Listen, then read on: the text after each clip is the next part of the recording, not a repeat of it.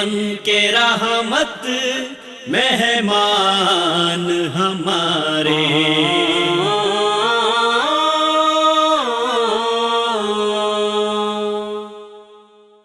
بسم اللہ الرحمن الرحیم. السلام علیکم ورحمۃ اللہ وبرکاتہ. ناظرین کرام، پیغام ٹی وی کے پروگرام مہمان ہمارے میں آپ کا میزبان محمد ابرار ظہیر آپ کو خوش آمدید کہتا ہے.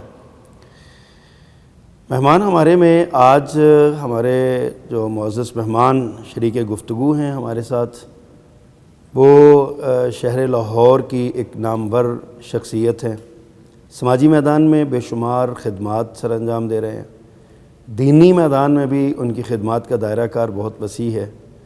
بزرگ عالم دین ہیں اور زندگی کے مختلف شعبوں میں لوگوں کی رہنمائی کرتے ہیں، اور بحیثیت خطیب ایک موٹیویشنل سپیکر بھی ہیں. اللہ تعالیٰ ان کا سایہ اہلیان لاہور کے سر پہ قائم رکھے. میری مراد جناب رانا نصر اللہ خان صاحب. رانا صاحب، آپ کا بہت شکریہ، آپ تشریف لائے، آپ نے پیغام ٹی وی کو رونق بخشی. رانا صاحب، پیغام ٹی وی کا یہ پروگرام مہمان ہمارے، اس میں ہم آپ کے علم میں ہے، آپ پیغام ٹی وی دیکھتے ہیں ماشاءاللہ. ہم آپ کا تعارف اپنے ناظرین کو دینا چاہتے ہیں. آپ اپنی زبان سے اپنی کہانی ہمیں سنائیں. آپ کا خاندانی پس منظر کیا ہے؟ آپ دنیا میں کب تشریف لائے؟ آپ کی تعلیمی مدارج کس طرح طے ہوئے؟ اور آپ کے والدین جو ہیں ان کا کیا کردار تھا معاشرے میں؟ ملک پور لاہور کے ایئرپورٹ کے قریب ہمارا گاؤں ہے آبائی. ہم لوکل یہاں کے راجپوت فیملی سے بلانگ کرتے ہیں. صحیح. تقریباً 400 سال سے یہیں بیٹھے ہیں ماشاءاللہ. تو اس سے پہلے یہاں کے ایک بڑے راجہ سے ہمارا وہ تعلق جڑتا ہے. اس کے بعد اس کے بیٹے مسلمان ہوئے اور آگے یہ سارا سلسلہ چلا. اچھا، ماشاءاللہ. تو یہاں ہمارے گاؤں میں اس وقت کوئی اسکول وغیرہ نہیں تھا ابتدائی. میں نے جو 15/11/1966 میں وہ میری ولادت ہوئی ملک پور میں، تو اسکول نہیں تھا. اچھا. تو میں 8 سال کا ہو گیا. اچھا. تو میری والدہ نے پھر وہ بڑی ریکویسٹ کی ننال، وہاں میری خالہ ایک پسرور کے قریب گاؤں ہے بوڑھے کی، تو وہاں مجھے بھیجا تعلیم حاصل کرنے کے لیے. پھر میں نے وہ پرائمری تک وہاں تعلیم حاصل کی. صحیح. میرے بڑے بھائی کی ڈیتھ ہوگی، والد صاحب پھر واپس لے آئے. تو پھر ان کے ساتھ کوئی ذمہ دارہ وہ کرتے تھے، کوئی ہاتھ پٹانا شروع کیا، اور یہاں میں نے طارق ہائی اسکول میں ایڈمیشن لیا اور اس کے بعد اسلامیہ اسکول سے میٹرک کیا. صحیح. یہ بھی بڑا مضافاتی اس وقت علاقہ تھا لاہور کا، پسماندہ بھی تھا، کوئی ٹرانسپورٹ کا بندوبست نہیں تھا. صحیح. تقریباً جو ہے وہ کوئی 7-8 کلومیٹر پیدل ایک طرف کا سفر کر کے، پھر وہ یہ سفر کر کے وہ میں کرتا تھا. 7-8 کلومیٹر جانا اور 8 کلومیٹر واپس. جی واپس بھی آنا. کیا بات ہے. تو پھر اس طرح کی وہ مشکلات تھی ابتدا میں. صحیح. تو پھر میں نے اسلامیہ کالج ریلوے روڈ میں 4 سال یہاں پڑھا. تو اس وقت ہمارا یہ ایریا جو ہے یہ بارڈر ایریا کہلاتا ہے. تو یہاں یہ مسلک کے حوالے سے بڑی عصبیت تھی یہاں جو ہے نا. صحیح. صحیح. تو وہ لوگ کوئی ہمارے اگر کوئی دین کی بات کرتے، کوئی اصلاح کی بات کرتے، تو لوگ اس پہ طعن و تشنیع کرتے، اس کو نکال دیتے گاؤں سے، اور بڑی اس طرح. تو وہ میں جہالت تھی، جہالت کی انتہا تھی. صحیح. صحیح. تو وہ پھر میں نے وہ حالات دیکھ کے، کچھ گھر کا ماحول بھی ایسے تھا الحمدللہ، وہ دین کی طرف رغبت تھی. میری والدہ کی اسپیشل اس میں زیادہ ایفرٹ اور کوشش تھی. بالکل صحیح. تو ہم روپڑی خاندان سے متاثر تھے. اچھا. تو حافظ عبدالقادر روپڑی رحمہ اللہ جو تھے، وہ میں ریلوے روڈ میں پڑھتا تھا، تو ان کے ساتھ اکثر وہ نشستیں ہوتی رہتی. صحیح. تو سب سے پہلے انہوں نے مجھے کہا کہ بیٹا آپ نے یہ داڑھی رکھنی ہے، یہ مڈانی نہیں ہے آپ نے.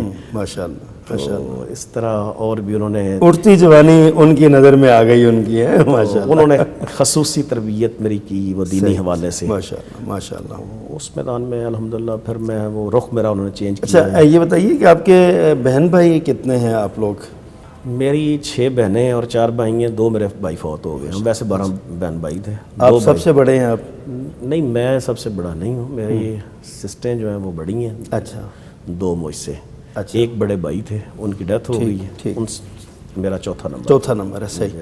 اچھا، جو آپ کے بڑے بھائی تھے کیا وہ بھی کوئی پڑھے ہوئے تھے یا ذمہ داری کرتے تھے؟ نہیں، وہ ذمہ دار کرتے تھے، صحیح. مطلب مسجد میں قرآن پاک ناظرہ پڑھا تھا وہ بس. پڑا ہوا تھا. ہاں صحیح، بس. بالکل صحیح. اچھا جیسے آپ بتا رہے ہیں آپ کے خاندان میں آپ کے والد گرامی وہ ذمہ داری کرتے تھے، اس کا مطلب ہے وہ بھی پڑھے ہوئے نہیں ہوں گے جیسے روایتی جو تعلیم ہوتی ہے؟ نہیں، وہ بس کو انہوں نے مڈل کیا ہوا تھا. اچھا اس دور کا مڈل بھی آج کل کے بی اے پڑھے ان کے آگے پانی بھرتے ہیں. وہ سر وغیرہ جاتے تھے، دادا ہی نے بھیجا کہ وہ بھی مطلب یہاں تو اسکول نہیں تھا، وہ بھی مطلب کسی اور جگہ سے. اچھا اچھا اچھا. تو والدہ محترمہ کی تعلیم کی کیا صورتحال تھی؟ ان کی بھی پرائمری گھریلو خاتون تھیں؟ گھریلو بالکل خاتون تھیں بس. اچھا. پھر آپ کے بعد جب آپ پڑھے ہیں تو اس کے بعد باقی بہن بھائیوں کو پھر پڑھایا گیا کہ وہ ان میں سے کون کون پڑھا ہے یا آپ کے راستے پر کون چلا ہے، یا باقی جو بھائی آپ کے تھے وہ کچھ ذمہ داری کرتے رہے یا اس طرف بھی آئے؟ نہیں، اب تو ہم کوئی بھی بندہ ذمہ دار نہیں کرتا، باقی سارے بزنس کرتے ہیں بھائی. اچھا ایک نے ہاؤسنگ کالونی بنائی ہوئی ہے، دوسرے اپنا بزنس کرتے ہیں. اچھا اچھا ماشاء اللہ. تو مطلب سارے ہی بزنس کی طرف آ گئے ہیں. ٹھیک ٹھیک. تو یہاں ایئرپورٹ کے قریب زمینیں جو ہماری وہ ڈی ایچ اے میں آ گئی، مرج ہو گئی، وہ سیٹ پی پارک بھی بنی اور اس میں تھوڑا سا سلسلہ سارا پوری چینج آ گئی. اب چینج ہو گئی.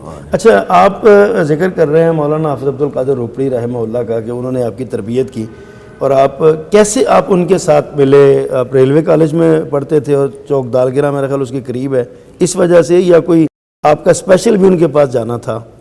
نہیں، ہمارے جو میرے دادا جو تھے وہ گاؤں میں سب سے پہلے اہل حدیث ہوئے اور گاؤں کے وہ بڑے ذمہ دار تھے. ٹھیک. جو ہماری پورے گاؤں کی مشترکہ مسجد تھی، پھر ان کی وجہ سے وہ بریلوی مسلک کی تھی، پھر وہ اہل حدیث وہ کنورٹ بھی ہو گئی. اچھا. تو مطلب اسی میں آج کل جمعہ بھی پڑھاتا ہوں. اچھا ماشاء اللہ ماشاء اللہ. تو وہ 30 سال سے. ٹھیک ٹھیک. تو پھر وہ دادا جی کا تعلق جو وہ روپڑی صاحب کی وجہ سے مطلب کنورٹ ہوئے. ٹھیک. تو بس ان کا ہمارے گھر اکثر آنا جانا ہوتا تھا. ٹھیک. روپڑی صاحب کا وہ مدرسے کے ساتھ تعاون بھی کرتے دادا جی. تو پھر ان کا دادا جی اور نانا جی دونوں کا علماء کرام کے ساتھ بہت قربت تھی، غزنوی خاندان کے ساتھ. نانا جی کے پاس بھی شاہ عبدالغنی رحمہ اللہ ہفتہ ٹھہرتے، حافظ عبدالغفور صاحب جاتے، ایک ہفتہ ٹھہرتے. اکابر علماء کے ساتھ تعلقات تھے وہ مطلب وہاں ٹھہرتے، ان کی میزبانی اچھی کرتے. وہ اچھے ذمہ دار تھے، 100 ایکڑ زمین تھی ان کے پاس الحمدللہ. تو وہاں اچھا وہ سلسلہ تھا ان کا، وہ گوڑی دیتے، ساتھ بندہ روانہ کرتے. اچھا پورے پروٹوکول کے ساتھ ماشاءاللہ علماء کو تبلیغ کے لیے پورا حلقے میں جاتے، پھر واپس آ جاتے. صحیح. تو یہ جو اس وقت جو خدمت علماء کا ایک لڑی چلی تھی وہ آج بھی ویسے ہی جاری ہے؟ جی الحمدللہ. اصل یہ شادی جو ہوئی ہے میرے والدہ محترمہ کی اور والد گرامی کی، وہ بھی اسی سلسلے میں ہوئی. اچھا وہ حافظ عبدالغفور رحمہ اللہ جو مولانا حبیب الرحمن یزدانی صاحب کے، تو وہ دونوں کے دوست ہیں مشترکہ. اچھا اچھا اچھا. انہوں نے یہ مطلب شادی کروائی. تو یہ خالصتاً دینی بنیاد پہ ہوئی. ماشاءاللہ ماشاءاللہ. وہ ننال میرے بہرحال پڑھے تھے، مطلب ماموں بھی پڑھے تھے. ماموں کے بیٹے ہیں وہ امریکہ میں ہوتے ہیں، ایک کرنل ریٹائرڈ ہوئے ہیں، ایک پروفیسر ہے امریکہ میں، دوسرے بھی وہاں بزنس کرتے ہیں. اچھا یہ بتائیے کہ آپ کی اولاد میں سے بچے کتنے ہیں آپ کے، اور وہ کیا کر رہے ہیں، ان کی کیا مشغولیت ہے؟ میرے 5 بیٹے ہیں الحمدللہ، اور 5 ہی پڑھ رہے ہیں. ماشاءاللہ. ایک ایم فل کر رہا ہے، بڑا جو ہے. صحیح. چھوٹا جو ہے بی ایس سی ایس کر رہا ہے. کسی کو جمعہ شمعہ پہ بھی لگایا ہے، کوئی خطبہ وغیرہ دے لیتے ہیں کوئی؟ نہیں، بڑا جو ہے وہ چھوٹا موٹا درس دے لیتا ہے مطلب. تو انشاءاللہ کمپلیٹ کر کے انشاءاللہ وہ آ جائے گا. ٹھیک ہو گیا. اس نے بی ایس اسلام اسٹڈی میں کیا ہے پنجاب یونیورسٹی سے. اچھا ماشاءاللہ. تو ابھی وہ ایم فل کر رہا ہے، تو انشاءاللہ اس کی لائن یہی ہے. ٹھیک. 18 پارے اس کو میں نے حفظ بھی کروائے ہیں. الحمدللہ. اور چھوٹا جو میرا بیٹا ہے وہ 10 سال کی عمر میں 9 سال کی عمر میں اس نے حفظ کیا ہے. وہ اس کو اسی طرف لگایا انشاءاللہ. اچھا الحمدللہ. یعنی آپ نے وہ آگے شمع جلا دی ہے آپ نے نا انشاءاللہ. ماشاءاللہ. اچھا رانا صاحب، آپ یہ تو آپ کا ذاتی تعارف ہو گیا اور آپ نے ہمیں اس حوالے سے کچھ بتایا، اچھی معلومات دی آپ نے. آپ ظاہر ایک بحثیت باپ کے، آپ اپنے بچوں پہ آپ کی نظر ہوگی، آپ ان کا اٹھنا بیٹھنا دیکھتے ہوں گے، ان کی گفتگو پہ سے بھی غور کرتے ہوں گے، پھر اسی طرح آپ ان کے دوستوں کی جو مجلس ہے اس پہ بھی نظر رکھتے ہوں گے. اس تناظر میں ہماری جو موجودہ صورتحال ہے نوجوان نسل کی، آپ کس تناظر میں یعنی کہ اس کو کس نظر سے دیکھتے ہیں اس کو؟ میرے ذاتی جو بچے ہیں اس حوالے سے تو اللہ کا مجھ پہ بہت بڑا احسان ہے. میں انتہائی خوش نصیب باپوں میں سے ایک ہوں الحمدللہ. مطلب بڑے بیٹے کی میں نے شادی کی، وہ ماشاءاللہ بچے جو میرے ہیں نا الحمدللہ وہ نمازی ہیں ماشاءاللہ. کا بڑا شکر احسان ہے. صحیح. سنت کے مطابق داڑھی وغیرہ انہوں نے الحمدللہ. باعمل نوجوان. تو وہ میں نے اس کی شادی کی تو میں بات بتانے لگا تھا کہ کرونا وغیرہ کی وجہ سے نا میں ویسے وہ چیزیں کو خرید نہ سکا. ایک میں نے ٹوپی خریدی اس کے لیے کہ وہ دولہا ہے اس کے لیے, لیکن وہ کہنے لگا کہ میں نے نہیں پہننی. وہ 2 سال پرانی میری ٹوپی اس نے پہلے دن اور ولیمے بھی پہنی اور مجھے کہنے لگا جی یہ آپ پہنیں گے. اچھا, باہر فرما بردار بھی ہیں ماشاءاللہ, برداری, اور اس میں یہ چیزیں اللہ کا یہ احسان ہے. ورنہ آج کل نوجوان جو ہیں ان کا وہاں جانا اور چیزیں ساری, یہی میں آپ سے, میرا سوال کا تناظر بھی یہی تھا کہ آپ ایک طرف آپ اپنے بچوں کو دیکھتے ہیں, ایک طرف یقیناً آپ معاشرے میں رہتے ہیں, آپ نوجوان نسل کے بارے میں سنتے بھی ہیں, پڑھتے بھی ہیں اور آنکھوں سے دیکھتے بھی ہیں. آپ کیا سمجھتے ہیں یہ نوجوان نسل کیوں بگڑ رہی ہے اور کیوں اس راستے پہ جو صحیح درست راستہ اس پر نہیں آ رہی, کیا وجہ سمجھتے ہیں آپ؟ اس میں بنیادی طور پہ ہمارے معاشرے میں جہالت ہے, دین سے دوری ہے, صحیح دین کا علم نہیں ہے کسی کو. ٹھیک. تو ہمارے اداروں میں بھی روایتی جو چیزیں اس سے بھی ہم کچھ نہیں سیکھتے. تو جو ماحول ہے, انوائرمنٹ ہماری وہ ٹھیک نہیں ہے. ٹھیک ٹھیک. اسپیشلی ہمارے گاؤں جو ہیں ان میں تو بہت زیادہ جہالت ہے. وہاں آج بھی وہ ہندو جہاں رہ کے گئے ہیں لوگ, تو ان میں وہ ذات پات کے تصورات, وہی جہالانہ کہ یہ کمی ہے, یہ چودھری ہے, وہ چیزیں, وہ آج بھی اس کے وہ ایلیمنٹ جو ہے نا وہ موجود ہیں. صحیح. تو رانا صاحب, آپ جو جن ایلیمنٹس کی بات کر رہے ہیں, آپ نے بطور, آپ ایک داعی بھی ہیں, آپ ایک خطیب بھی ہیں اور آپ معاشرے کا ایک بڑا زبردست چہرہ مہرا بھی ہیں. یہ ایلیمنٹس آپ کیا سمجھتے ہیں کیوں پیدا ہوئے ہیں؟ ہم ایک اسلامی معاشرہ ہے, ہمارے دین کی پہلی وحی اقرا سے شروع ہوتی ہے, تعلیم سے شروع ہوتی ہے, اس کے باوجود ہمارے تعلیم نہیں ہے. کیا سمجھتے ہیں آپ کیوں ایسا ہوتا ہے؟ جیسے میں نے پہلے عرض کیا ہے کہ یہ ہمارا جو معاشرہ ہے یہ بنیادی طور پہ وہ یہاں مخلوط معاشرہ تھا مختلف مذاہب کا. آج بھی ہم نام لیتے ہیں اسلام کا, لیکن ہماری رسومات جو ہیں ان میں ہماری خوشی اور غم کے ہندوانہ رسومات ہیں, عیسائیوں کی رسومات ہیں, دیگر مذاہب کی آمیزش اس میں بہت نمایاں ہے. صحیح. اور بدقسمتی ہے کہ ہم وہ نکالی کرتے کرتے ان کی اصل اسلامی تعلیمات سے ہٹ چکے ہیں. ناظرین اکرام, آپ نے بڑی خوبصورت گفتگو سماعت کی ہے جناب رانا نصر اللہ خان صاحب کی. گفتگو جاری رہے گی, آپ ہمارے ساتھ رہیے گا. وقفے کے بعد, چند لمحات کے بعد ہی انشاءاللہ دوبارہ آپ کی خدمت میں حاضر ہوتے ہیں اور بہت سے اسی طرح کے سوالات ہیں جو ہمارے معزز مہمان ہمیں جواب دیں گے. انشاءاللہ ہمارے ساتھ رہیے گا. چند لمحات کے بعد دوبارہ حاضر ہوتے ہیں. آئے ہیں بن کے رحمت مہمان ہمارے,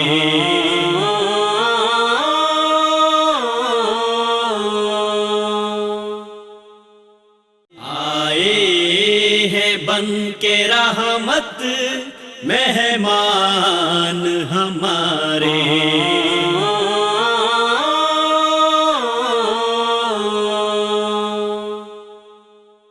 ویلکم بیک ناظرین, پیغام ٹی وی کے پروگرام مہمان ہمارے میں ایک بار پھر آپ کی خدمت میں حاضر ہیں. وقفے سے پہلے ہم اپنے آج کے معزز مہمان جناب مولانا رانا نصر اللہ خان صاحب سے ہم گفتگو کر رہے تھے. رانا صاحب, آپ کی زندگی, آپ نے جیسے بتایا کہ دیہاتی علاقے سے پھر پسرور میں گئے, وہاں آپ نے کچھ تعلیم حاصل کی, پھر آپ یہاں پہ آئے, پھر آپ کالج لیول تک گئے اور آپ نے ماشاءاللہ کافی دین کی بھی تعلیم حاصل کی. آپ کی زندگی میں ظاہر ہے ہر انسان کی زندگی میں کچھ مشکلات ہوتی ہیں, کچھ آسانیاں ہوتی ہیں. آپ اپنی زندگی کی مشکلات اور آسانیوں کے بارے میں ہمارے ناظرین کو بتائیں کہ آپ کو مشکلات اس راستے میں کیا پیش آئیں اس منزل تک پہنچنے میں, اور آپ کو فوائد کیا ملے یہاں تک آ کر. میں نے بڑی مشکلات جو ہیں وہ دیکھی. ایک تو میں نے عرض کیا کہ سفر کی صعوبتیں, دور دراز کی مشکلات تعلیم کے دوران. پھر وہاں پورے گاؤں میں کوئی بندہ رہنمائی کے لیے نہیں میسر نہیں تھا. اللہ اکبر. تو جس سے بندہ کوئی رہنمائی لے سکے, پوچھ سکے. تو اس طرح کی بڑی وہ مشکلات تھیں. صحیح. پھر اس دور میں مالی مشکلات کا بھی دور تھا, وہ بھی ایسے وسائل نہیں تھے. صحیح. تو اس کے طالب علمی زمانے میں ہی مجھے, جیسے میں نے پہلے کہا کہ حضرت روپڑی صاحب کے ساتھ کو وابستگی ہوئی تو انہوں نے دین کی طرف میرا رخ موڑ دیا. تو پھر یہ اہل حدیث یوتھ فورس کے کچھ نوجوان میرے پاس آئے کہ ہم مل کے یہ دعوت تبلیغ کا, اصلاح کا کام کریں. صحیح. تو معاشرے کے نوجوانوں کی اصلاح کے لیے، تو الحمدللہ پھر ہم نے اس کا آغاز کیا۔ یہ علامہ صاحب رحمہ اللہ کے دور سے تھوڑی سی وابستگی ہوئی، پھر اس کے بعد یہ سارے نوجوان آئے، اعجاز رفیق خان صاحب، امتیاز صاحب، میاں جمیل شاہد، ثناء اللہ خان صاحب، اچھا ماشاء تو یہ سارے لوگ میرے پاس ہیں، میاں ذوالفقار، میاں شعیب قاسم وغیرہ۔ تو الحمدللہ ہم نے پھر وہاں جو ہے نا آغاز کیا، تو پھر اس وقت یہ دینی لحاظ سے بھی میں وہ سفر جو پیدل کر کے آتا تھا، پھر ہم نے ایک مشترکہ کنٹریبیوشن کر کے ایک سائیکل لی۔ اچھا پھر وہ سائیکل پہ وہ بندہ چھوڑنے جاتے اور راستے میں وہ جنگل بیابان کا سما ہوتا تھا، بہت خوف کا، اور پھر کتے وہ ان کی آوازیں اور وہ خوف کا ماحول تھا، انتہائی خوف و ہراس، اور سارا چور ڈاکو اور یہ چیزیں، اور جنگل راستے میں وہ آتے۔ لیکن پھر یہ دینی تبلیغی پروگرام میں رات 12 بجے 2 بجے 1 بجے بھی جاتے پیدل ان حالات میں، سردیوں میں۔ اچھا رانا صاحب کو زندگی کا کوئی ایسا یادگار واقعہ جو آپ کو کبھی نہ بھولتا ہو؟ بعض واقعات بڑے خوشگوار ہوتے ہیں، چہرے پہ آج یعنی کئی سال گزرنے کے بعد بھی وہ یاد آتے ہیں تو مسکراہٹ آ جاتی ہے، اور کچھ ایسے واقعات ہوتے ہیں جو تلخ یادیں واپس رونگٹے کھڑے ہو جاتے ہیں جسم کے، بعد میں بندہ یاد کرے۔ آپ کی زندگی کو ایسا واقعہ جو آپ کو کبھی نہ بھولا ہو، یا کوئی ایسا معاملہ ہوا ہو آپ کے ساتھ؟ میرے ساتھ یہ معاملات جو مجھے اس راستے سے ہٹانے کے لیے جو ہے نا وہ ہوتے رہے۔ ایک تو مجھے ایک نجائز مقدمے میں شکار کر دیا گیا 302 میں، ایک مرڈر ہوا نجائز، لیکن اس میں یہ خوشگوار یہ معاملہ تھا کہ الحمدللہ ایک دن بھی میں وہ ریسٹ نہیں ہوا، اور اللہ نے وہاں سے مجھے جیسے باہر سے نکالا، انتہائی باعزت اللہ نے میری بہت ہی غیبانہ مدد کی الحمدللہ۔ تو یہ واقعہ اس میں شامل ہونا اور نکلنا، یہ دونوں ہی مطلب معاملات مشکل بھی تھا اور آسان، خوشی کا بھی تھا، بالکل صحیح۔ تو اس طرح کے اور بھی زندگی میں نشیب و فراز بہرحال کافی آتے رہے۔ اچھا رانا صاحب، آپ نے ایک بڑی بھرپور تنظیمی زندگی گزاری ہے، ایک جماعتی زندگی گزاری ہے، آپ ایک دینی جماعت کے رہنما ہیں، آپ لوگوں کی جیسے کہہ رہے ہیں کہ ہم نے بڑا سفر کیا، تبلیغ کے لیے جاتے تھے، راستے میں آپ جو ہے نا وہ اس طرح کے معاملات آپ ہوتے تھے، تو آپ کیا سمجھتے ہیں جد و جہد کا یہ سفر جو آپ نے کیا ہے، 30 سال بھی ہو سکتے ہیں اس کو، 35 سال بھی ہو سکتے ہیں، ظاہر زندگی کا ایک حصہ ہے آپ کا، آپ 55 سے ابو جا رہے ہیں اس وقت عمر کے لحاظ سے، تو اس میں ابتدائی 10-15 سال آپ نکال دیں، اس کے بعد میرا خیال ہے کہ آپ کا تنظیمی زندگی کا یہ سفر جو جد و جہد یہ جاری ہے۔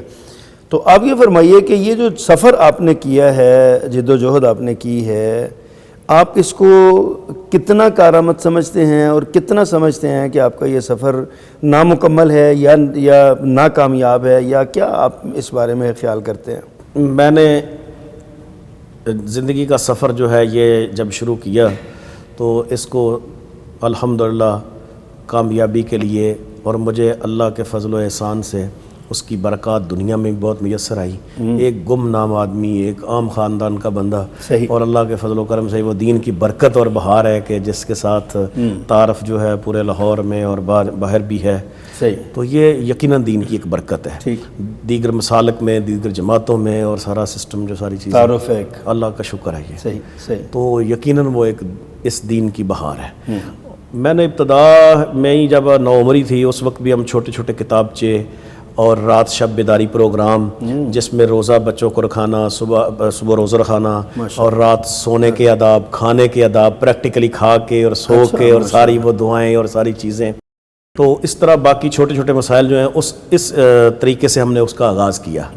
اور پھر ہمارے الحمدللہ اس وقت شرقی لاہور ایک ہوتا تھا، وہاں کوئی نوجوان ذمہ داری لینے کے لیے تیار نہیں ہوتا تھا، اس کا ایک کڑا احتساب ہوتا تھا، پورے ہفتے کی رپورٹ اور ایک ڈور ہم پہنچتے، دروازہ دستک دیتے، اور ہم نے اس وقت کوئی یہ بھی طے کیا کہ ہم نے کسی جگہ سے کوئی پانی نہیں پینا، کوئی کھانا نہیں کھائیں گے کسی سے، لیکن پھر وہ لوگوں کے اصرار اور باقی کچھ ناراضگی اور اس سے بچنے کے لیے پھر اس پہ ہم نے وہ ترمیم کی۔ مطلب ابتدا میں ہم نے اس طرح کا الحمدللہ، اور بڑا صاف اور شفاف الحمدللہ۔ تنظیمی زندگی میں بھی پنجاب میں بھی مجھے موقع ملا لدھیانوی صاحب رحمہ اللہ کے ساتھ بھرپور کام کرنے کا، تو جہاں زیب قریشی ہمارے فرانس سیکٹری تھے، تو ہم اس وقت وہ بینک سے بھی وہ پیسے نکلواتے سارے، تو وہ ہمارے پاس آج بھی رجسٹر موجود ہے، صحیح. تو 4 سالہ دور میں جب بینک کا اکاؤنٹ کا اور اس کا موازنہ کیا تو 1 روپے کا فرق نہیں تھا الحمدللہ ہمارے آڈٹ میں. بڑا ہم نے وہ نظام جو ہے مالیاتی بڑا صاف شفاف کیا, تربیتی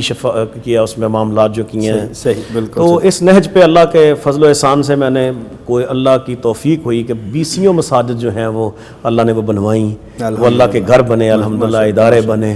یعنی آپ سمجھتے ہیں کہ آپ کا یہ سفر جو ہے نا وہ آپ کی ذات کی حد تک کامیاب ہے, بڑا شاندار سفر ہے, آپ کا خیال ہے؟ اللہ کا بڑا ہی مجھ پہ فضل احسان ہے. میں نے جیسے پہلے کہا ہے کہ میں نے یہ سیاست میں بھی میں نے حصہ لیا اور وہاں بھرپور کردار ادا کیا.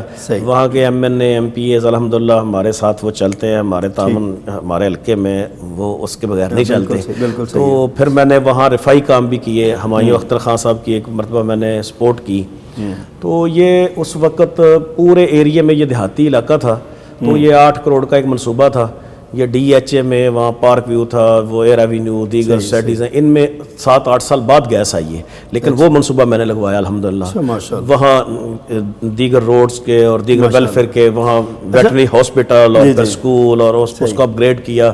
تو یہ اس میں الحمدللہ سوشل بھی اور رفائی بھی اور سیاسی بھی آپ نے کام کیا. اللہ کا شکر. اس وقت تو آپ کے گاؤں میں اسکول نہیں تھا, تو آج اسکول آج ہمارے گاؤں میں الحمدللہ 2 اسکول ہیں, بوائز مڈل ہے, ایک گرلز ہائی اسکول ہے. اچھا, ماشاءاللہ. تو الحمدللہ وہ یعنی کہ وہ جو کمی آپ کو محسوس ہوئی تھی اب اس نسل کو نہیں ہوگی. نہیں الحمدللہ نہیں ہے. اب میرے جو دوست تھے, میرے کولیگ تھے, وہاں ایک اللہ رکھا وہ MPA لڑکا بنا, اور پھر وہ زمین بھی انہوں نے وقف کی اسکول کے لیے, ایک اسکول کے لیے. تو پھر وہ سارا اس کا ایک نتیجہ تھا کہ ہمارا وہ کام اس طرح کا, ہم گلیوں میں وہ ساری صفائی کرتے اس وقت بھی سارے, کرنل ماجد صاحب ہیں میرے دوست, یہ سارے. تو یہ اچھی جگہ لوگ پہنچے. پھر انہوں نے کہا کہ ہم نے اپنے اس گاؤں کو بدلنا ہے, تو الحمدللہ وہاں ہم نے اس کو ایک مثالی بنایا. وہاں اس کے کام جو ہیں بڑے کیے, سیوریج. اچھا رانا صاحب, میں آپ سے یہ پوچھنا چاہتا ہوں کہ ایک تو یہ آپ کی ذاتی زندگی ہے جس میں آپ نے لوگوں کو نفع پہنچایا اور لوگوں کے لیے آسانیاں پیدا کیں, رفائی کام کیے, لوگوں کی مشکلات کو آسان کرنے کی آپ نے اپنی بساط کی حد تک کوشش کی, اللہ قبول فرمائے. لیکن آپ کے اس سفر میں جو بحثیت مجموعی جب ہم دیکھتے ہیں تو آپ کا کیا خیال ہے کہ ہم 74 برس ہو گئے پاکستان قائم ہوئے اور ہم ایک منزل کی طرف جا رہے ہیں. ہمیں بتایا گیا تھا نفاذ اسلام اس کی منزل ہے, ایک رفاہی معاشرہ اس کی منزل ہے, اور آج کے حکمرانوں کی نظر میں ریاست مدینہ اس کو بنانے کی کوشش کی گئی تھی. اس وقت ایجنڈا یہی تھا کہ یہ ریاست مدینہ بنایا جائے گا, اس کا پرے تو ہوگا ریاست مدینہ کا 1400 سال پہلے والی. آپ کیا سمجھتے ہیں؟ آپ بھی محنت کر رہے ہیں, اور بھی بہت سے لوگ محنت کر رہے ہیں, جماعتیں بھی محنت کر رہی ہیں, شخصیات بھی محنت کر رہی ہیں, لیکن بظاہر یہ جو ہے نا وہ ہو سکتا ہے میرا یہ خیال ہو, آپ کی رائے مختلف ہو, بظاہر ہمیں کامیابی کچھ نظر نہیں آ رہی, معاشرے کے اندر وہ چیز جو ہونی چاہیے وہ نظر نہیں آ رہی. کیا خیال ہے آپ کا کہ میں درست کہہ رہا ہوں؟ اگر میں درست کہہ رہا ہوں تو اس کی وجہ کیا ہے؟ اگر میں غلط ہوں تو میری رہنمائی فرمائیے. ہماری بدقسمتی یہ ہوئی ہے کہ جب پاکستان بنا تو جو انگریز کے غلام تھے, ان کے ٹاؤٹ تھے, وہ پاکستان کی سیاہ و سفید کے مالک بنے. قادیانی سر ظفر اللہ خان جو تھے وہ منسٹر بنے, اور یہ جگہ لیز پہ دی انہوں نے ربے والی, اور پاکستان کے خلاف, یہ دین کے خلاف اس وقت یہ سازش کا ایک بہت بڑا حصہ تھا. صحیح, بالکل صحیح. اور ان کی نسلیں جو ہیں مخصوص طبقے کی, وہ ساری کی ساری باہر کی تربیت یافتہ ہیں, غیر مسلموں بڑی پلی اس معاشرے میں, ماحول میں, جن کو بعض اوقات آپ انٹرویوز میں دیکھتے ہیں کہ کسی کو قل هو اللہ نہیں آتی, کسی کو باقی چیزیں نہیں آتی. تو یہ ہماری بدقسمتی کہ ہم پہ ایسے لوگ جو ہیں وہ مسلط ہیں. صحیح. تو اس میں ایک چین میں ایک تبدیل آنے کی ضرورت ہے. یہ ایک اس میں یہ جھونکا ہے دینی جماعتوں کا ایک الحمدللہ. صحیح. یہ جو ایفرٹس ہو رہی ہیں, کوشش ہو رہی ہیں. ٹھیک. تو لیکن رانا صاحب ہم دیکھتے ہیں کہ دینی جماعتیں بھی 74 سال سے جدوجہد کر رہی ہیں. تمام دینی جماعتوں کا موقف ایک ہی ہے کہ ہم پاکستان کو اسلامی فلاحی رفاہی ریاست بنانا چاہتی ہیں. لیکن پتہ نہیں مجھے یہ کہنا چاہیے یا نہیں, دیکھتے ہیں کہ ہم کسی بھی دینی جماعت کے پاس کوئی باقاعدہ اس کا منشور اور ایجنڈا نہیں ہے کہ وہ کن بنیادوں پر اس کو یعنی پاکستان کو رفاہی اور ایک فلاحی اور اسلامی ریاست جو ہے نا وہ بنائیں گے. اس کے لیے ہم سفر تو کر رہے ہیں, لیکن بظاہر یہ لگتا ہے کہ یہ سفر سراب ہے جو ہم کر رہے ہیں. آپ کا کیا خیال ہے؟ کیا ہماری منزل صحیح ہے یا ہمارا جو عمل ہے، ہمارا جو کردار ہے، یا ہمارا جو کام ہے، طریقہ کار ہے، وہ غلط ہے؟ کیا ہے کہ ہم منزل تک کیوں نہیں پہنچ رہے؟ 74 برس ہو گئے ہیں۔ دیکھیں حضرات انبیاء کرام قیامت کا روز جائیں گے تو وہ کئی ایک تنہا بھی جائیں گے تو وہ انشاءاللہ کامیاب اور بامراد ہیں۔ یہ سارے کے سارے ہمارے لوگ جو پہلے اس میں مصروف عمل رہے، آج ہیں، آئندہ ہوں گے، انشاءاللہ سارے کامیاب ہیں۔ ٹھیک، انشاءاللہ ایک وقت ضرور آئے گا اور اس پاکستان کا تحفظ اور بقا اور اس کی خوشحالی اسی نظریے میں مضمر ہے کہ یہاں جب کتاب و سنت کا نفاذ ہوگا، لا الہ الا اللہ محمد رسول اللہ کا نفاذ ہوگا تو انشاءاللہ اس میں سارے مسائل کا حل ہے۔ یعنی ہم جس نظریے کے لیے ہم نے ملک کو حاصل کیا ہے، ٹھیک، لاکھ جتن کر لیں وہ اس وقت تک ہمیں یہ کامیابی نہیں ملے گی۔ اس میں مقتدر جو قوتیں ہیں ان کی توجہ دلانے کی ضرورت ہے، ان کو اپنا بھرپور کردار ادا کرنے کی ضرورت ہے۔ اس میں دیگر جو ایلیمنٹ ہیں جس سے ہم مرعوب ہوتے ہیں اس سے ہمیں ہٹنے کی ضرورت ہے، باہر نکلنے کی ضرورت ہے۔ ٹھیک، تو اللہ کا خوف، اس پہ توکل، اس پہ اعتماد کر کے انشاءاللہ تو باقی دینی جماعتوں نے اچھے کام بھی کیے ہیں، جیسے 22 نکات دیے تھے جس میں ساری دینی جماعتیں متحد تھیں، الحمدللہ اس پہ متفق تھیں۔ ضیاء الحق نے جزوی طور پہ وہ حدود کا جو نفاذ کیا تو اس پہ بھی کسی کوئی اختلاف نہیں تھا۔ تو آج بھی اگر اس پہ جو مشترکات ہیں ہمارے سب کے وہ بہت زیادہ ہے الحمدللہ، اس پہ دینی جماعتوں کو کردار ادا کر کے تو انشاءاللہ توجہ دلانی چاہیے۔ رحمان صاحب بڑی خوبصورت بات کی ہے، سلسلہ کلام آپ سے جاری رہے گا۔ ناظرین اکرام یہاں وقت ہوا بریک کا، چند لمحات کے بعد دوبارہ حاضر ہوتے ہیں، ہمارے ساتھ رہیے گا۔ آئے ہیں بن کے رحمت مہمان ہمارے،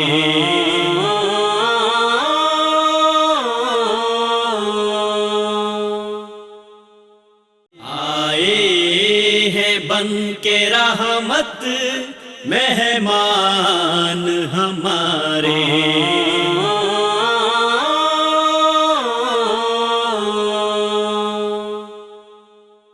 ویلکم بیک ناظرین، پیغام ٹی وی کے پروگرام مہمان ہمارے میں ایک بار پھر آپ کی خدمت میں حاضر ہیں۔ وقفے سے پہلے ہم ہمارے آج کے جو معزز مہمان تھے رانا نصر اللہ خان صاحب، ان سے ہم گفتگو کر رہے تھے سماجی مسائل پہ، معاشرتی مسائل پہ، سیاسی مسائل پہ۔ رانا صاحب آپ ایک تاجر بھی ہیں، یا آپ یہ سمجھ لیں کہ اپنے بزنس کی، آپ کے بھائی بھی بزنس کرتے ہیں، آپ بھی اس لائن میں بھی ہیں، تو آپ کیا سمجھتے ہیں کہ ہمارا جو بزنس لائن ہے ہماری، علماء کرام کو اس لائن میں آنا چاہیے اور کس حد تک آنا چاہیے؟ بعض لوگ یہ کہتے ہیں کہ اگر علماء اس طرف آ گئے تو پھر دین کی تبلیغ والا کام رک جائے گا، اور بعض کہتے ہیں کہ اب حالات ایسے ہیں کہ علماء کو اپنی معاشی اصلاحات کے لیے اور معاشی حالت کی درستگی کے لیے یہ بہت ضروری ہے کہ وہ اس طرف آئیں۔ آپ کا کیا تجربہ ہے اور کیا رائے ہے آپ کی؟ میرے خیال میں ہمیشہ ہی جو ہے نا اسلام نے اس کی حوصلہ افزائی کی ہے، اس کو الگ الگ نہیں کیا۔ یہ ہمارے معاشرے میں یہ چیزیں الگ ہوئی ہیں، صحیح، کہ ورنہ ایک عالم دین جو ہیں وہ ایک اچھے تاجر بھی رہے ہیں یا اچھی پوسٹوں بھی رہے ہیں۔ جیسے سعودی عربیہ میں جسٹس جو ہیں صالح بدیر جو ہیں وہ امام الحمدللہ امام بھی ہیں حرم پاک کے، اور اسی طرح دیگر بھی ائمہ حرمین اور دیگر لوگ جو ہے اچھی پوسٹوں پہ ہیں، تو وقت کے خطیب بھی ہیں، امام بھی ہیں۔ تو جب تک یہاں معاشرے میں ایک بڑے لوگوں کا کردار رہا ہے، جہاں خلیفہ جو امام رہے ہیں، تو اس وقت یقیناً وہ ایک باوقار اس کو دیکھا گیا ہے۔ تو یہ آج بھی ضرورت ہے کہ آدمی جو ہے نا وہ ایک اچھا تاجر ہو ہر عالم دین، جیسے سید کائنات کا ارشاد گرامی ہے صلی اللہ علیہ وسلم کہ التجور صادق مع النبیین والصدیقین والشہداء والصالحین، تو اتنے بڑے رتبے فائز ہوگا۔ اور اس طرح آپ نے یہ بھی فرمایا کہ کسب الحلال فریضۃ بعد الفریضہ، یہ نماز، روزہ، حج، زکوٰۃ یہ سارے فرائض ہیں، لیکن یہ کسب حلال بھی ایک فرض ہے اسی طرح جس طرح نماز فرض ہے۔ بالکل صحیح۔ تو ہم یہ سمجھتے ہیں کہ وہ ہم مزدوری کر لیں، امامت کر لیں، نوکری کر لیں، اس سے نکلنا چاہیے۔ تو وہ معاشرے میں اس کو ایک عام حیثیت دی گئی ہے، ایک عالم دین کو ڈی گریڈ کیا گیا ہے۔ تو جب وہ ایک اچھا تاجر ہوگا معاشرے میں، اور پھر وہ الحمدللہ خود کوئی اللہ کے گھر کی تعمیر کرے، اس کو بنائے، اور وہاں جس وقار سے وہ بات کر سکتا ہے دوسرا بندہ نہیں کر سکتا۔ میں آپ کو یہاں ایک چھوٹی سی مثال دیتا ہوں کہ ہمارے گاؤں میں پھر وہی بات آتی ہے، جہالت تھی، تو وہاں شادی کے موقع پہ شراب جو ہے وہ بالٹیوں میں تقسیم کی جاتی تھی، لیکن ان کو کوئی بندہ روکنے ٹوکنے والا نہیں تھا۔ مطلب اگر کوئی بندہ کہتا کہ جی یہ یار حرام ہے، یہ اسلام میں ٹھیک نہیں ہے، تو وہ کہتے ہیں کہ جناب آپ پیسے میں دیتے ہیں، آپ کو کیا تکلیف ہے؟ اچھا تو جب میں نے کچھ دوستوں کو اور نوجوانوں کو ملایا تو میں نے کہا ہم نے اس کے خلاف جہاد کرنا ہے اچھا کہ یہ اس طرح کتاب و سنت کی توہین اور اسلام کی یہ بے روی اور چیزیں. تو اللہ کے فضل و کرم سے اب ہمارے وہ نکاح جو بڑے بڑے بگڑے چودھری ہیں اب سارے مسجد میں ہوتے ہیں سارے. ماشاءاللہ تو وہاں اگر کوئی بندے با اثر کوشش کریں گے, اس کی وجہ یہ ہے کہ جب مجھے اللہ نے یہ موقع دیا اور خدمت لی تو پھر اللہ کے فضل و احسان سے اس کے اثرات میں نے بہت زیادہ دیکھے. اچھا رحمان صاحب, آپ کا اپنا بھی تجربہ ہے کاروبار کا بھی اور خطابت کا بھی, یعنی دینی اس پہ بھی آپ رہے ہیں, کاروبار بھی کرتے رہے ہیں. آپ کو اس کا کیا فائدہ ملا اس کا, یعنی آپ کے پاس آپ صاحب سرمایہ تھے, آپ سرمایہ دار لوگوں میں شمار ہوئے, کاروباری طور پہ آپ نے کاروبار کیا, تو اس کا دین کو اس کے ذریعے کیا فائدہ پہنچا اور آپ کو کیا فائدہ پہنچا؟ ہمارے ناظرین کو بالخصوص ہمارے جو علماء اور ائمہ کرام ہیں اس فیلڈ میں آنا چاہتے ہیں, ان کی رہنمائی ہو جائے گی, جب ان کو حوصلہ مل جائے گا. کوئی ایسی کیا آپ سمجھتے ہیں, کوئی ایسا واقعہ آپ کو یاد ہو جیسے؟ اس کے بہت بے شمار واقعات ہیں کہ جب میں نے کوئی دوستوں کو ساتھ ان کی کنٹریبیوشن میں لائی تو پھر ان کی توجہ دلائی تو اللہ کے فضل و کرم سے آج سے بہت عرصہ پہلے 15-20 سال پہلے 40-50 لاکھ روپے تک فنڈ جو ہے ہمارا ایک منتھ میں پہنچ جاتا بجٹ. اور جو ہم ویلفیئر کے لیے خرچ کرتے ہیں لوگوں کی تعلیم پہ, یتامہ مساکین بیوگان اور اس طرح, تو وہ اگر میں بحیثیت ایک ملازم وہ اثر اس میں نہ ہوتا تو جو ایک مضبوط اور توانا کردار بنا.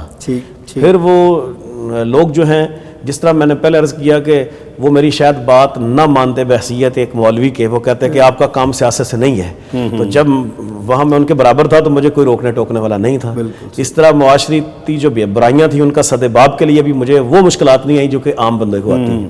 اچھا یہ بتائیے, آپ خطبہ دینے کے لیے جو ظاہر ہے مطالعے کے بغیر تو خطبہ نہیں ہوتا, آپ کیا مطالعہ کرتے ہیں, اپنی ہماری نوجوان نسل کو کیا رہنمائی دیتے ہیں اس حوالے سے کہ کیا پڑھنا چاہیے؟ آپ کی بالخصوص جو پسندیدہ کتب ہیں وہ کون سی ہیں؟ میں نے جب آغاز کیا تھا اس وقت طبیب القرآن سے وہ کیا تھا, اس میں وہ آیات جو ہیں اور احادیث مبارکہ جو ایک جگہ پہ جمع کی گئی ہیں, تو ابتدا میں تو وہ کیا تھا. میں نے اس طرح باقی جو بڑے اکابر ہیں ان کے خطبات سے بھی استفادہ کیا.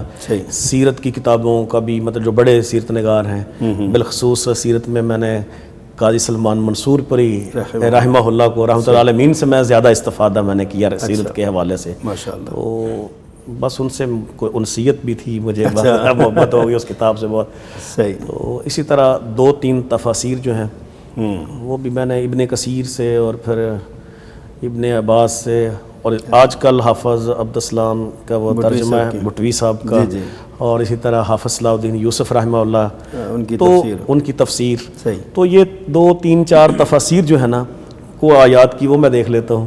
اسی طرح کوئی حدیث مبارکہ مطلب اس سے. اچھا رحمان صاحب, آپ نے کوئی کتاب بھی لکھی, کوئی تصنیف کی ہوگی, میدان میں بھی آئے ہیں یا صرف تقریر تک ہی رہے ہیں اور خدمت خلق تک ہی رہے ہیں؟ نہیں, میں نے 2-3 کتابچے ابتدا میں بس چھوٹے سے تحریر کی تھے تربیتی حوالے سے بہت پہلے, پھر وہ سلسلہ نہیں جاری رکھ سکا میں. تو کیا وہ موجود ہیں اب بھی یا بس معدوم ہو گئے ہیں؟ نہیں, وہ اب تو موجود نہیں ہوں گے, کسی جگہ موجود ہوں گے, مطلب وہ دوبارہ پرنٹ نہیں ہوئے. اچھا یہ بتائیے کہ آپ ایک, یعنی آپ نے بتایا کہ خدمت خلق کے حوالے سے آپ کا بہت ایک کردار ہے, آپ نے بہت کام کیا, 40-40 لاکھ روپے تک بھی آپ بجٹ لے گئے, یہ بہت بڑی اچیومنٹ ہے, یہ بہت بڑی میں سمجھتا ہوں. تو آپ کا جو خدمت خلق کا طریقہ کار کیا ہے؟ آپ کن لوگوں کو یہ ان کی معاونت کرتے ہیں یا سارے شعبہ حیات میں کام کرتے ہیں؟ کیا آپ کا طریقہ کار ہے تاکہ اگر کوئی کرنا چاہے تو اس کے لیے کوئی رہنمائی مل جائے اس کو؟ ہمارے ناظرین میں سے بہت سے لوگ NGOs بنا کے بیٹھے ہوئے ہیں, خدمت کرتے ہیں. آپ کا طریقہ کار کیا ہے؟ آپ کیسے اس کو بانٹتے ہیں, کیسے پیسے نقد دیتے ہیں یا کوئی چیز لے کے دیتے ہیں یا بچیوں کی شادیوں میں معاونت کرتے ہیں؟ کیا طریقہ کار ہے؟ جو بھی مستحق ہو ہم ممکن کوشش کرتے ہیں کہ اس کی عزت نفس مجروح نہ ہو. مثلا یہ کرونا میں ہم نے باقی طبقات کے ساتھ ساتھ علماء اور قراء جو ٹیوشنیں پڑھا کے گزارا کرتے تھے وہ بیچارے کسی کو کہہ بھی نہیں سکتے تھے, تو پھر ان کے راشن کا بندوبست کیا. خاموشی سے الحمدللہ ہم نے 20 لوگوں تک نقد بھی رقوم بھیجی, لیکن وہ کسی کو علم نہیں ہے. ہمارے وہ سیکرٹ ہوتا ہے سارا سسٹم جو ہے, تو وہ ہم نشر نہیں کرتے. فنانس سیکٹری کے پاس ہوتا ہے, ایک 2 جگہ اور ریکارڈ ہوتا ہے ہمارا, لیکن وہ کسی کو بھی ہماری کیبنٹ میں بھی نہیں پتہ ہوتا. وہ ہم اپنی جانچ پڑتال کے بعد ان کے گھر تک پہنچاتے ہیں وہ ساری چیزیں جو ہیں۔ ماشاءاللہ۔ تو اسی طرح کچھ طالب علم جو ہیں وہ ہمارے ان کو جو ہم نے کہا کہ آپ اپنی تعلیم اچھی جاری رکھیں، جتنے بھی اخراجات آئیں گے وہ الحمدللہ ان کو ہم نے دیے کچھ طلباء کو یونیورسٹی کے لیول تک بھی، ایم فل تک بھی، اور اس طرح FSC میں یا GC میں تھے باقی جگہ، صحیح۔ تو یہ بھی الحمدللہ یہ بھی ہے۔ کچھ بیوگان ہیں، کچھ یتیم بچے ہیں، یہ ہمارا زیادہ فوکس ہے ایجوکیشن اور ہیلتھ پہ۔ تو ہیلتھ کے حوالے سے بھی ہم نے کچھ لوگوں کا علاج جو ہے وہ مستحق لوگ تھے ان کا کروایا اپنی بساط کے مطابق الحمدللہ۔ صحیح۔ اچھا، یہ آپ ایجوکیشن کی بات کر رہے ہیں، ہم دیکھتے ہیں، غور بھی کرتے ہیں ہمارے تعلیمی اداروں میں، بالخصوص یونیورسٹیز اور کالجز جو اعلیٰ لیول کے کالجز ہیں، ان میں نا اپنا الحاد بہت پھیل رہا ہے، نوجوان نسل دین سے، اللہ سے باغی ہوتی جا رہی ہے۔ تو کیا آپ جو ایجوکیشن کے یعنی کہ اس میں جو آپ خدمت کرتے ہیں لوگوں کی، بچوں کی تعلیم کا، تو کوئی ایسا بھی آپ کے نظر میں کوئی ہے معاملہ یا آپ کے پروجیکٹ میں، آئندہ کے منصوبہ جات میں کوئی ہو کہ آپ اپنی نوجوان نسل کو دین کی طرف راغب کرنے اور ملحدین سے بچانے کے لیے کوئی ایسا کردار اس پیسے کے ذریعے یا اس خدمت کے ذریعے آپ کو کریں، یا آپ نے اب تک کوئی کیا ہو لوگوں کو؟ یعنی کہ بہت ضروری ہے یہ الحاد سے بچانا۔ ہمارے منصوبے میں الحمدللہ یہ شامل ہے صحیح کہ آئندہ جو کوئی ایسا ایک ادارہ ہو جس میں عصری تعلیم اور دینی تعلیم دونوں جو ہے نا وہ مکمل دی جائیں صحیح بچوں کو۔ صحیح ایک سچا پاکستانی، ایک کھرا مسلمان، صحیح، ظاہر باہر سے، بالکل صحیح، تو اندر سے ہر طرح ایک سچا مسلمان بھی ہو، محب وطن ہو، اور پھر ایک اچھا ایک افسر بھی ہو۔ ٹھیک۔ تو انشاءاللہ ہم چاہتے ہیں کہ ایسا انشاءاللہ کوئی ادارہ بھرپور قسم کے اس رن صاحب، آپ یہ فرمائیے کہ یہ جو الحاد کی جو تعلیم عام ہو رہی ہے، اس میں رکاوٹ ہم کیسے بن سکتے ہیں؟ اپنی نوجوان نسل کو کیسے بچا سکتے ہیں ہم؟ سب سے پہلی گود جو ہے وہ ماں کی ہے۔ ہمیں خواتین کو ایجوکیٹ کرنا ہوگا اپنے گھر میں، جو ہے نا وہاں تعلیم دیں اپنی بیٹیوں کو، اپنی بہو کو، اپنی والدہ پہ بھی اگر جو بندہ باثر ہے، چیزیں خامد ہیں جس حیثیت میں بھی ہیں، صحیح، وہ اپنی خواتین کی تربیت سب سے پہلے کرنی چاہیے میرے خیال میں، ٹھیک، کیونکہ پہلی تربیت گاہ جو ہے نا وہ ہے۔ بالکل صحیح۔ تو وہاں سے وہ مائیں، جب مجھے آج بھی یاد ہے کہ 7 سال 8 سال کی میری عمر تھی، تو والد گرامی ہے نا وہ چارہ کسی سے تھوڑا سا نا وہ اٹھا لیا کسی جگہ سے، تو میری والدہ محترمہ کہنے لگی کہ بیٹا میں نے یہ دودھ استعمال نہیں کرنا، اپنی اولاد کو دینا ہے، اللہ اکبر، یہ جو ہے یہ مشکوک ہے۔ اچھا، تو اس کے نقوش آج تک میرے اوپر ہیں۔ الحمدللہ۔ اسی طرح مطلب میری والدہ محترمہ جب میں سفر پہ نکلتا، آج تک بھی مجھے وہ کہتی ہیں کہ بیٹا سفر میں نا آپ سفر تو ہو جائے گا لیکن آپ ذکر الہی ضرور کریں، وہ آپ کا بابرکت ہو جائے گا، اللہ حفاظت کرے گا۔ تو جب میں اکثر سفر کرتا ہوں تو مجھے وہ ماں کی وہ نصیحتیں جو نا وہ یاد آ جاتی ہیں الحمدللہ۔ یہاں ہمارے پارک ویو سوسائٹی بنی، وہاں میں اللہ کی توفیق سے یہ علیم خان صاحب وغیرہ جو ہے، جب یہ مرج ہوئی تو یہ 27 ارب میں سودا ہوا ہے پارک ویو کا، تو وہاں میں کئی اربوں روپے کی پراپرٹی بنا سکتا تھا۔ وہ اس کا اثر تھا کہ میں نے ایک آنکھ بھر کے بھی نہیں دیکھا حرام کمائی کو۔ یہ مجھ پہ اللہ کا بڑے خاص فضل ہے، اور اس کا نتیجہ تھا اس تربیت کا۔ یقیناً پہلی تربیت کا تو وہ ہے۔ دوسرے ہمارے جو سکولز ہیں ان میں تبدیلی کی ضرورت ہے، نصاب میں تبدیلی کی ضرورت ہے، اساتذہ کی جو ہے اصلاح کی ضرورت ہے۔ پھر معاشرے میں جو کلچر جو ہے بے دینی کا اور دوسری ایلیمنٹ ہے، اس کے ایجوکیٹ کرنے کی ضرورت ہے کہ اسلام اصل ہمارا یہ ہے، اس اصل اسلام کی طرف لانے کی ضرورت ہے۔ اچھا رن صاحب، یہ بتائیے یہ جو ٹی وی چینلز ہیں یہ بھی ایک یعنی کہ پیغامبر ہیں کسی بھی تہذیب کے، تو اس تناظر میں آپ کیا سمجھتے ہیں کہ یہ پیغام ٹی وی جو ہمارا جس پر آپ بیٹھے ہوئے ہیں، ماشاءاللہ آج تشریف لائے ہیں، پہلی بار آپ ہمارے پاس، کیا یہ ٹی وی چینل اور اس طرح کے دیگر چینلز کی ضرورت ہے معاشرے کو ایجوکیٹ کرنے کے لیے، پڑھانے کے لیے، اور یہ اس طرح کی جو مشکلات ہیں ان سے نکلنے کے لیے؟ یقیناً ان کا بہت بڑا کردار اور بنیادی کردار ہے۔ پیغام ٹی وی ایک بڑا مستحسن اقدام ہے الحمدللہ، اور یہ ایک مؤثر آواز ہے۔ پیس ٹی وی ہے، دیگر چینلز ہیں، تو یہ جہاں کفر اور الحاد اور بے دینی کی تعلیم ہے، وہاں خالصتاً دین کی تعلیم اور ان کو ایجوکیٹ کرنے کے لیے ان کا بہت بڑا کردار ہے۔ باقی چینل جو دیگر ہیں ان پہ بھی دینی جماعتوں کو مل کر ایک مؤثر اقدام کرنے کی ضرورت ہے کہ ان کے پروگراموں کی اصلاح کی طرف توجہ دلائی جائے۔ ان کے پروگرام جو نوجوان نسل کو بالخصوص تباہ کر رہے ہیں، ٹھیک، بالکل تو اس میں بھی اس کو شامل کیا جائے۔ اچھا رانا صاحب، آپ پیغام ٹی وی کے ناظرین کو کوئی پیغام دینا چاہیں، کوئی خاص پیغام جو پیغام ٹی وی کے لیے ہو، ناظرین کے لیے ہو، ان کی اصلاح کے لیے ہو؟ سب سے پہلے یہ ہے کہ ہم اپنی اصلاح جو ہے باقی سارے طبقات اپنی کرتے رہیں، اپنے گھر سے آغاز کریں، یہ اسلام کی روح بھی ہے۔ صحیح، بالکل صحیح۔ تو مجھے بھی عہد کرنا چاہیے آج یہ بیٹھ کے کہ نئے سرے سے عزم سے کہ ہم اپنی زندگی میں جو ہے وہ تبدیلی لائیں اور کوشش کریں۔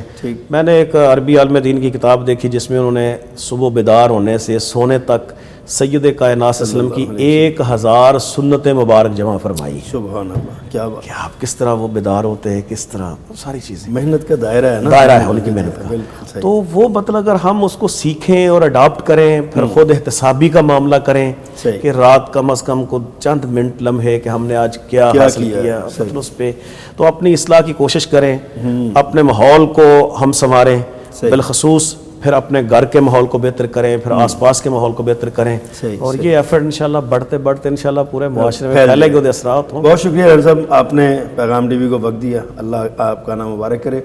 ناظرین کرام، آپ نے بڑی خوبصورت گفتگو سماعت کی ہے۔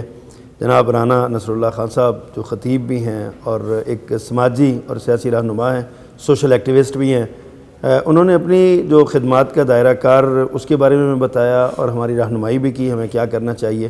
اسی گفتگو اور اسی کلام کے ساتھ اگلے پروگرام تک کے لیے اجازت دیجیے۔ اللہ حافظ۔